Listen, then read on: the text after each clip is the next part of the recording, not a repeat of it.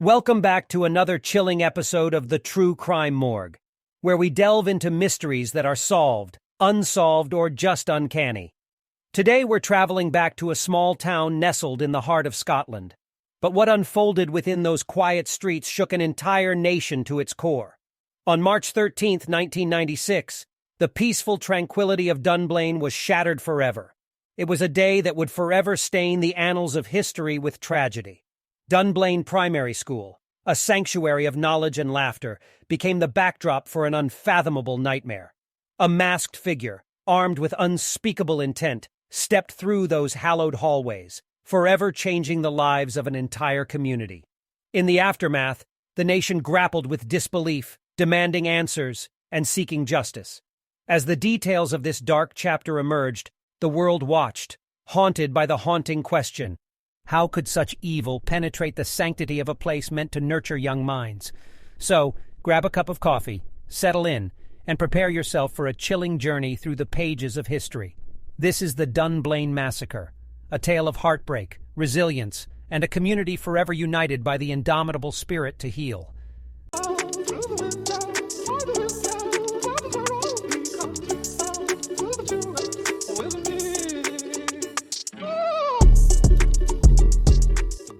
The events of that fateful day unfolded with a terrifying swiftness that would forever scar Dunblane's collective memory. At approximately 8:15 a.m., Thomas Hamilton, a 43-year-old man, was seen going about his seemingly ordinary morning routine, scraping ice off his van in Stirling. Little did anyone know of the sinister intentions that lurked beneath his calm facade. Hamilton, armed with 4 handguns and carrying hundreds of rounds of ammunition, arrived at Dunblane Primary School around 9:30 a.m. His van parked ominously near a telegraph pole. He swiftly cut the telephone cables, severing the connections that tethered nearby homes to the outside world. Masked and filled with unspeakable darkness, Hamilton made his way to the gymnasium, where a class of 28 innocent Year 1 pupils eagerly awaited their PE lesson. Unbeknownst to them, their lives were about to be shattered. With the first shots fired into the assembly hall and girls' toilet, chaos erupted. Eileen Harold, a brave PE teacher, valiantly tried to shield herself but suffered injuries to her arms and chest. The gymnasium became a battlefield, and the unthinkable unfolded. Gwen Mayer, the teacher of the Year 1 class, fell victim to Hamilton's merciless rampage, losing her life in an instant. Mary Blake, a supervisory assistant, was shot in the head and both legs, yet managed to find refuge in a store cupboard, leading several injured children to safety. Hamilton's barrage of gunfire was relentless. In mere moments, he fired shots indiscriminately, striking children and robbing them of their innocent lives. The echoes of screams and gunfire reverberated through the halls, shattering the tranquility of the school forever. With chilling precision, Hamilton advanced through the gymnasium, firing shots at point-blank range, terrorizing a group of incapacitated children. As the horror unfolded, a Year 7 pupil, walking nearby, witnessed the nightmare, escaping with injuries caused by flying glass. Hamilton's deadly path continued. In a desperate attempt to cause more carnage, he briefly exited the gym, firing shots towards a cloakroom and a mobile classroom, narrowly missing students and staff members who had taken cover. But his reign of terror was destined to end. In a haunting twist, Hamilton turned one of his revolvers on himself. His final act of violence silenced his deranged existence, leaving behind a scene of unimaginable devastation. In those few short minutes, 32 people were wounded, 16 of whom would tragically lose their lives, including Gwen Mayer and 15 innocent children. The first call to the police came at 9:41 a.m., as the headmaster, Ronald Taylor, alerted authorities to the horrifying situation unfolding within the school.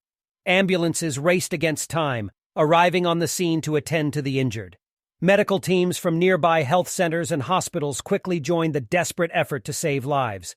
As the sun set on that dark day, Dunblane was left grappling with the unimaginable loss of its youngest members. Families were shattered, a community was left in mourning, and scars would forever mark the survivors. The Dunblane Massacre would leave an indelible mark on the hearts of the Scottish people and beyond. To better understand why this horrific event occurred, we must delve into the life and disturbing background of the man responsible for such unspeakable violence. Thomas Watt Hamilton, born on May 10, 1952, in Glasgow, harbored a dark and troubled side that would eventually unleash devastation upon an unsuspecting community. Hamilton had held positions of authority in various youth clubs, but beneath his seemingly harmless facade lay a pattern of disturbing behavior.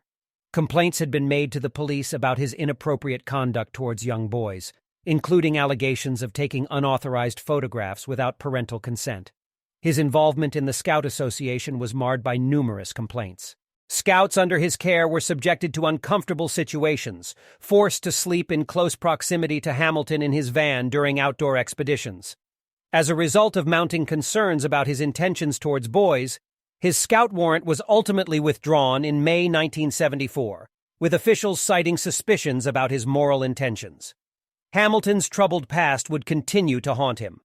He claimed that local rumors and the subsequent failure of his business in 1993 were directly tied to the allegations surrounding his conduct with young boys. In the months leading up to the massacre, he felt persecuted by local authorities and the Scout movement, leading him to express his grievances to prominent figures, including Queen Elizabeth II and his local Member of Parliament, Michael Forsyth. The resident community had also raised concerns about Hamilton's Boys' Club, with one MP, George Robertson, engaging in a heated argument with him in his own home. These confrontations and Hamilton's growing sense of persecution seemed to fuel his resentment and potentially contributed to his deteriorating mental state. On March 19, 1996, just 6 days after the massacre, Hamilton's body was cremated, far removed from the grieving town of Dunblane. The Dunblane massacre would forever be associated with Thomas Watt Hamilton, a man whose troubled history and unsettling actions left a trail of devastation that no community should ever have to endure. The Dunblane massacre sent shockwaves through the United Kingdom, prompting a collective call for action to prevent such horrific acts from ever happening again. The subsequent Cullen reports, resulting from the inquiry into the tragedy, served as a catalyst for significant changes in gun control and school security measures. The recommendations put forth in the Cullen reports advocated for tighter controls on handgun ownership, contemplating an outright ban on private ownership while maintaining club ownership. They also called for improvements in school security and stricter vetting procedures for individuals working with children under 18. The aftermath of the Dunblane massacre saw the birth of the Gun Control Network, an advocacy group supported by parents of victims from Dunblane and other mass shootings. Bereaved families and concerned citizens joined forces, campaigning for a ban on private gun ownership.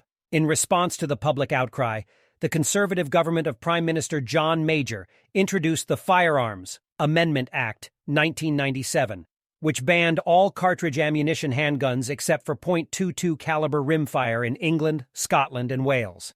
The Labour government of Prime Minister Tony Blair, following the 1997 general election, further tightened gun control with the Firearms Amendment No. 2, Act 1997, banning the remaining .22 cartridge handguns. These legislative changes resulted in a significant reduction in the availability of handguns throughout the United Kingdom. While it is important to note that Northern Ireland retained some allowances for handgun ownership, strict regulations were put in place, ensuring that only those with firearms licenses and personal protection weapon permits could possess them. The release of documents related to previous police interactions with Hamilton shed light on a troubling aspect of the tragedy. Complaints made against him in 1991, which should have raised red flags and led to the revocation of his firearms certificate, did not result in any action being taken. This revelation fueled accusations of a cover-up aimed at protecting the reputations of officials. The Dunblane massacre stands as a somber reminder of the devastating consequences of gun violence. On that fateful day, Thomas Hamilton's horrific act claimed the lives of 16 innocent children, their teacher, and left countless others traumatized. It was a tragedy that shook the nation to its core. The response to the Dunblane massacre was swift and resolute. The Cullen reports led to comprehensive changes in gun control laws and school security measures.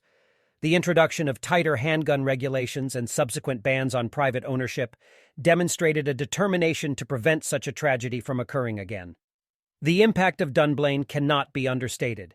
It marked a turning point in the UK's history, forever changing the landscape of gun ownership and school safety.